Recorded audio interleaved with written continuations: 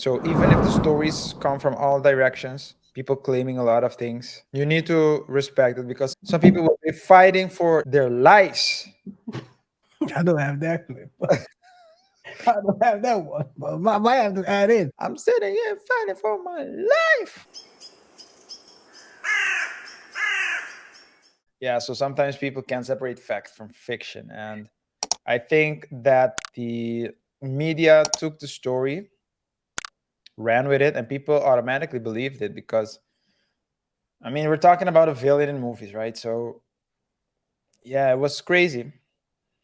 But immediately after the story got out, like 2 or 3 days later, he said that he was the victim and people didn't believe him. And subsequently, all you could see in the news were negative consequences, right? I think KR, you have some more information about that. What these Yes, consequences? yes, yes. Like you said, it's a good transition to the next part. People were alleging that he was an abuser mentally. More, it seems like they're pushing towards the mental abuse part. And there are some articles created by that. I mean, the Rolling Stones guy. There is a source. It's not our source. It's Rolling Stone. You know, if you want to sue Rolling Stone. Don't sue us. Anyway, Rolling Stone says Jonathan Majors extreme abuse. What is extreme? Anyway, allegedly goes back to nearly a decade. Majors was abusive with partners, aggressive on sets, and a source of toxicity at Yale. 2,000 sources tell Rolling 2000, Stone. 2000. Wait a 2000, sorry. minute. Wait a minute. Yo, yo. That's what how they set up Bill Cosby, right? 2000. Anyway, Uh, 2000. Why did I say 1,000, by the way? Anyway, 2,000 sources tell Rolling Stones. you want him in jail. They really want him in jail, right? So this is what the story basically tells is that the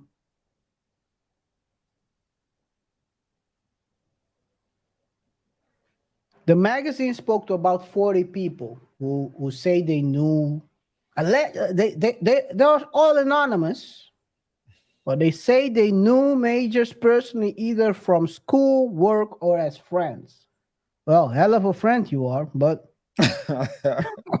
if this is being a friend, I might as well not call you a friend, right? You might as well be my enemy. But anyway, friends, and they described him as being a complicated and unpredictable person who sometimes is violent and can switch from charming to cold in a flash.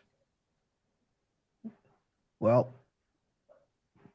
maybe I interpret this wrong, but I think it's like 90% of people, right? Yeah. I think it's called being human, man. It's being human. Anyway, I don't know. So this is the thing. These stories, and I'm not trying to defend the guy. I'm just assessing the story. These stories are always out of context, right? They don't never give you the context on when he was violent, who No. he was violent to. Did they say some wild shit against Did them? someone sleep with his girl? I mean, it Well, again, was weird. He was he was fine when he got in, and and suddenly you heard, what is that sound? Anyway, the thing um, I heard, again, he responded by saying, "That's the same sound I heard when I got home." they are saying, well, they are saying he was mentally abusive towards um, emotional torture. Wow. But what is emotional torture? Yeah, I that's a very mean, good question. I again, don't know. I don't. That's a very good question. I don't know what it is. emotional torture, according um, to the story, they are saying that Majors was physically and mentally and emotionally abusive to partners, crew members, and various movie sets. Um, and basically,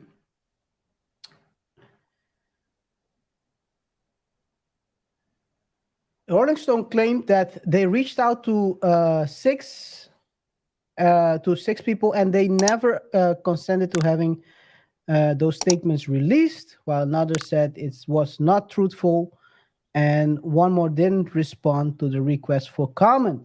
So even the story is, I know, on loose screws. I mean, it's like I don't know if it's It's people like, are creating stories out of thin air and making up anonymous. I mean, that's the thing with anonymous, right? You cannot never. They put it on the anonymous because it's protecting the source. yeah, But what is the source? Is my hand. yeah. The story is a bit Smollett.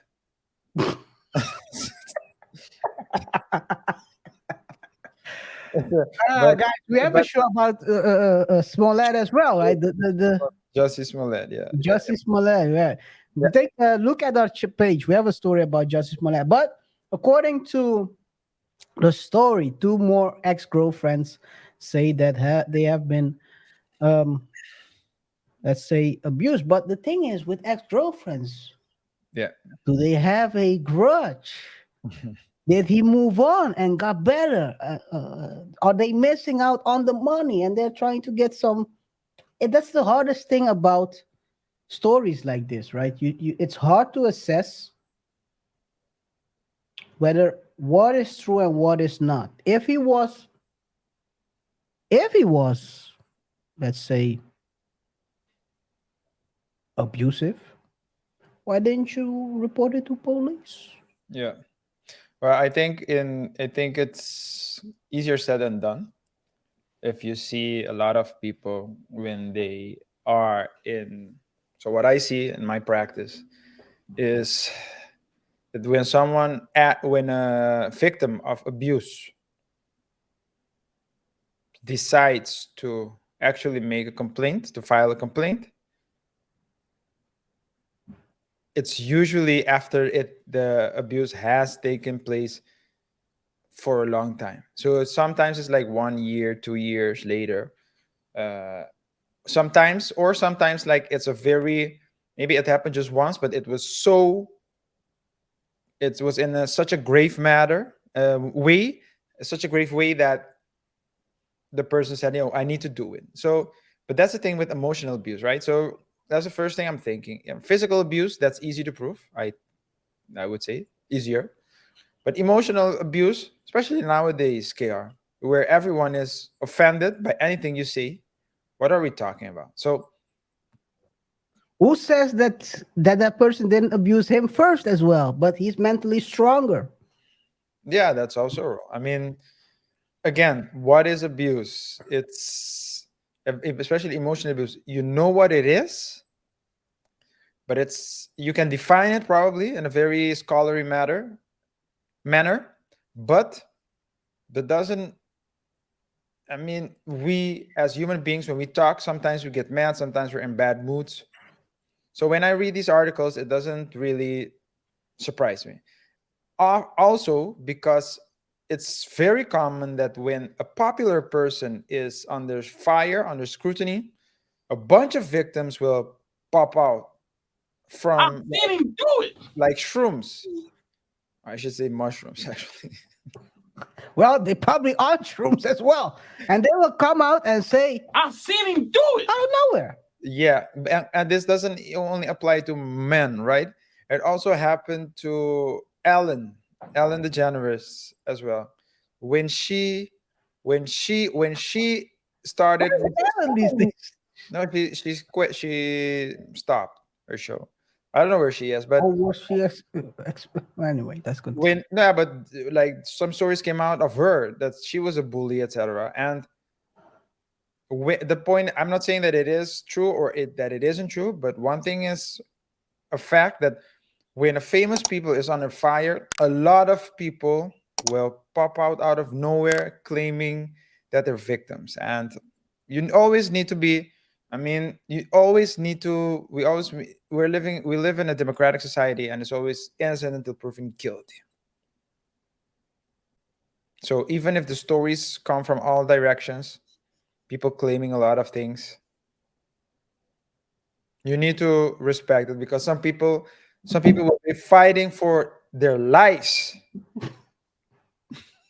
I don't have that clip. I don't have that one, but I might have to add in. That's, People fighting for their lives, yes. I'm sitting here fighting for my life. And y'all 30 years, man. Dude got 30 years, man. Jeez. But guys, if you're fighting for your life, we are not the first responders. Find yourself a phone and call 911.